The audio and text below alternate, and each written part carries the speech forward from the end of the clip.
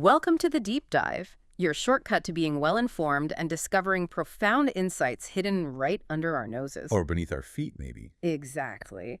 Today we're carrying on with our exploration into the timeless wisdom of Faridanan Abu Hamid Muhammad Attar Nishapuri. An incredible figure. His ideas just keep resonating centuries later. This deep dive, it's part of our Wisdom Unveiled series, and I think it's going to unpack some truly surprising truths for you. Indeed.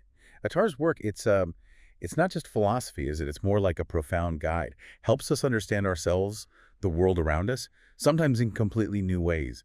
Really an ocean of thought. Our insights for you today are mainly drawn from translations and also reproductions of discussions with some renowned Iranian philosophers, Dr. Ibrahim Dinani and Dr. Esmail Manzouri Larijani. Right, from their very acclaimed program, Marifat. That's the one. And, as we always have to emphasize when we're digging into such intricate philosophical stuff, especially through translation, well, this deep dive is really our interpretation, is our rendering of those original talks. Some concepts, maybe some subtle nuances they might not get fully conveyed. We genuinely apologize for any discrepancies there. Our absolute aim is just to capture and share the core essence, the profound wisdom for you, the listener. Right. Well put.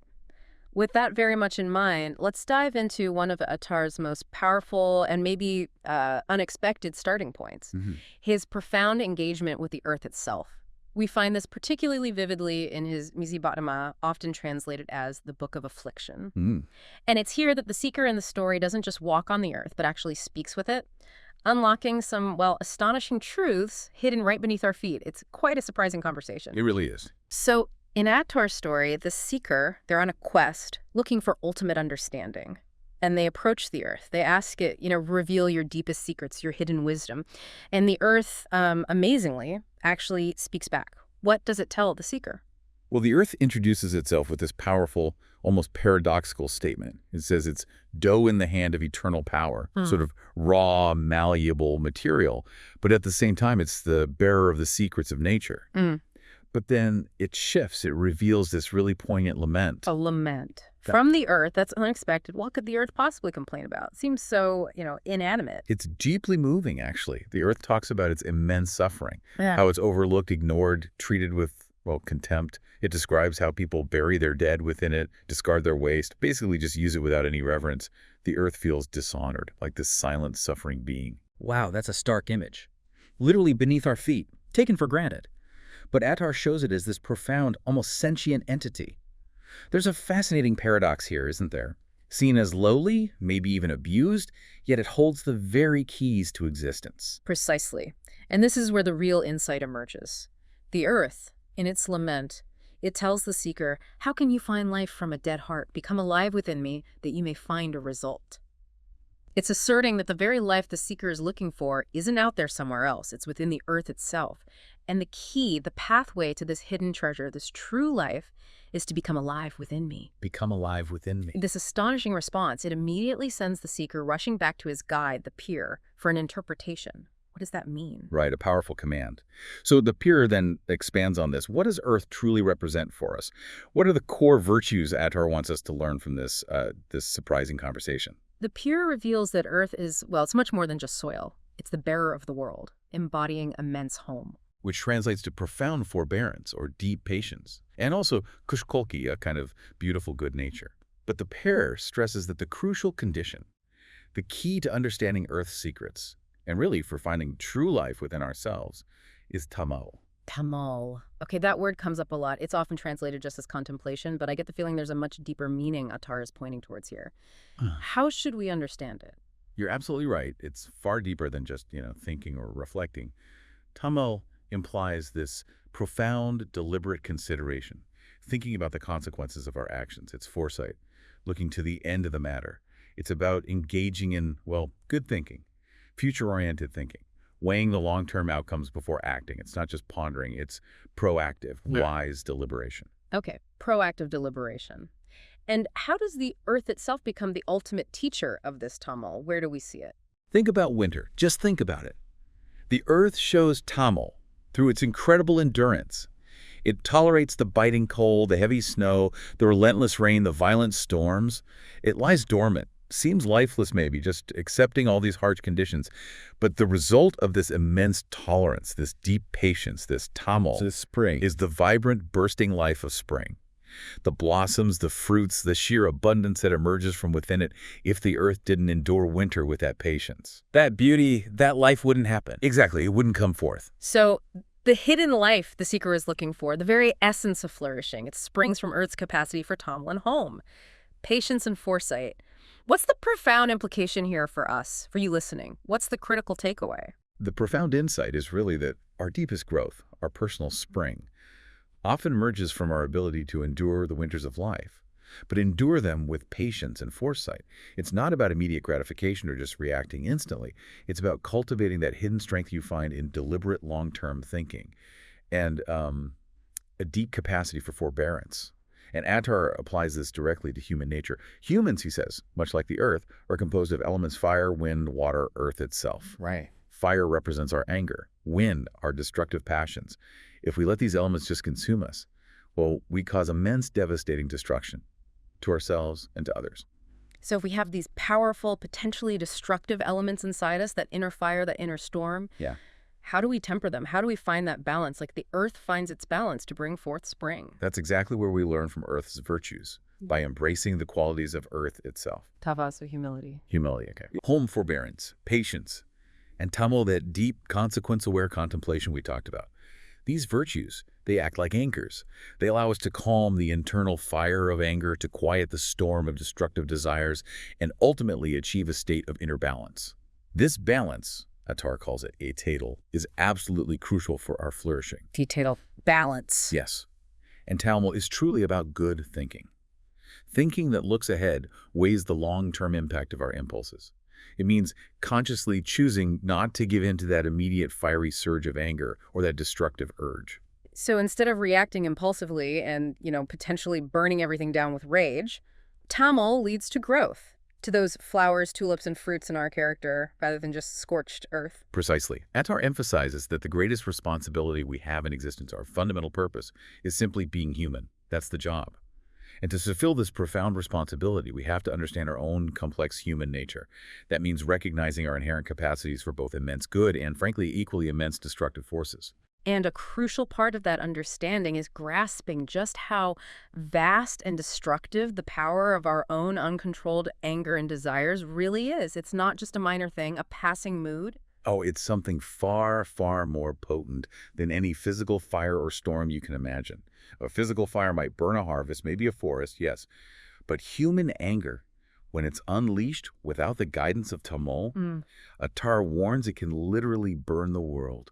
It has no mercy, no limit, no stopping point when it rages like an unchecked storm. Wow. And it's a profound testament to the earth's enduring wisdom that despite all the mistreatment, all the abuse it continuously endures, it keeps bearing fruit, all through its inherent tamol and that boundless tolerance. That is a powerful lesson, and Attar highlights, doesn't he, that it's only the seeker's ear, the ear of intellect, of deep insight, that can truly receive this profound message from the earth. Yes, exactly. It's like the earth is speaking now continuously, silently, but only a mind attuned to these profound spiritual messages can actually hear it. And building on this, Attar then connects tamol to another, equally fascinating concept. Kajamol, which conveys beauty, grace, or elegance. He offers this really striking image. If you contemplate a speck of dust, you will become adorned like the sun. Wow. Contemplate dust, become like the sun. The core idea here is that tamol, this deep, wise thinking, it inevitably leads to ijadetl, to balance or moderation. And where there's balance, there's true beauty. It's not just surface prettiness, is it? It's a profound inner harmony that shows up as true beauty. That's a beautiful way to think about it. Exactly right. No true beauty, whether we're talking character, action, or even a piece of art, can exist without ijadetl, balance. Any excess or any deficiency, it immediately detracts from its beauty. Just as the earth's profound tamol brings forth the beautiful, balanced season of spring, so too does human tamol lead to an inner and outer grace. Profound tajamol. This balance, interestingly, even applies to our thoughts. Without tamol, our scattered, impulsive thoughts, they just can't find order or moderation. It robs them of their potential beauty, too. Okay, so to really bring this to life for us, Attar gives a powerful historical example. He says, whoever adopted ta'amol like Hadar, meaning imale, Their good nature filled the world with fragrance. What's the story behind that reference? He's referring to a very well-known story from the Battle of the Trench. Imam Ali, who is seen as a paragon of courage and virtue, faced this formidable warrior, Amr ibn Abdud, in single combat. During their intense fight, when Ali had Amr pinned down, Amr committed a deeply disrespectful act. He spat directly on Ali's face. Right, an act that, for most people would instantly provoke overwhelming anger, a primal surge demanding immediate personal revenge. Precisely. But Ali didn't react like that. He paused. He actually stepped away from Amr, walked for a moment, just collected himself, and then returned to complete the combat. He paused. Yes. And when he was later asked why he delayed, he explained that in that precise moment, when Amr spat, he felt a surge of personal anger. His ego flared up. And had he killed Amr right then, it would have been an act of personal vengeance, fueled by that ego, not an act for the sake of truth or for God. He famously said something like, "My sword is for God, not for lust. My actions are witnesses to my religion, not to my desires." That pause, that incredible moment of self-control, that was Tahammul in its purest form, wasn't it? Absolutely. And the result was Tajammul, a beautiful, graceful act of nobility that transcended personal rage, something recognized even by his enemies. The lesson there, for anyone really, is about the incredible power of that internal pause, that moment where wisdom triumphs over impulse. It truly shows how these virtues, rooted in the earthly aspect of our human nature, like Holm and Tahon, can lead to such profound and lasting impact. And a fascinating insight Attar adds here is that an idea, once it's truly conceived through Tahammul, through deep correct thinking, it actually cannot be destroyed. It gains an eternal quality. It enters the indestructible realm of pure thought. That's quite a thought itself. Moving to another crucial aspect, Attar, and he draws this directly from the Quran, frequently refers to the earth as a cradle and also as a wet nurse. The word is dage. A cradle and a wet nurse. Yes. So it's not just the ground we walk on or where we happen to live. It's the very place where human existence is nurtured, sustained, and where we're given the conditions to be perfected. So the earth acts like a benevolent, ever-giving mother, constantly providing for us for our growth, our very survival. And this provision, this nurturing, it continues despite humanity's pretty consistent mistreatment of it. Attar's earth, remember its lament, speaks of the pollution, the waste, the sheer disrespect it endures. It laments the rubbish, the dead bodies buried within it, the suffering it bears from our actions. And yet, it still continues to yield fruits, life, abundance. It's like an unending act of unconditional love and sacrifice. It almost feels like Attar, writing centuries ago, was conveying an environmental message that really transcends his own time. It feels like he's speaking directly to our modern world, highlighting that Earth is more than just a physical space. It's a living, nurturing entity. Absolutely. He's essentially telling us of the ecological imbalances, the natural disasters we witness today, Right. the intensified earthquakes, the devastating floods. These are often the direct reactions to our profound disrespect for nature, for this mother that sustains us.